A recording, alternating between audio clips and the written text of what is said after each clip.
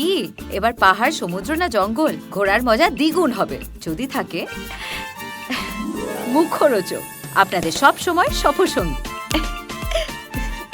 মুখরোচক আপনাদের ভালোবাসায় জড়িয়ে ৭৫ বছর পেরিয়ে বাংলাদেশি মুহূর্তে যেটা চলছে, তুমি কি সেটা নিয়ে কিছু বলবে? কারণ আমার অ্যাকচুয়ালি না বলার এখানে একটাই যে আমি আমি দেশটাকে সত্যি খুবই কাছ থেকে দেখেছি। ওখানে গিয়ে আমি এত ভালোবাসা পেয়েছি, কিন্তু এই যে এখন যাই হচ্ছে সেটা আমাকে খুবই হার্ট করে সামটাইমস। আমার মনে হয় যে দেশটা এতটাই ক্রুদ্ধ হয়ে রয়েছে বা ক্ষুব্ধ হয়ে রয়েছে, যেই দেশে আমি আগেন ভালোবাসা যেই দেশে আমি এত ভালোবাসা পেয়েছি, এত ভালোবাসা দেখেছি, সেই দেশে এত রাগ ঠিক আমি মেনে নিতে পারছি না। তো আমি খুব চাই যে পরিস্থিতি শান্ত হোক এবং আবার সবটা আগের মতন ভালো হয়ে যাক।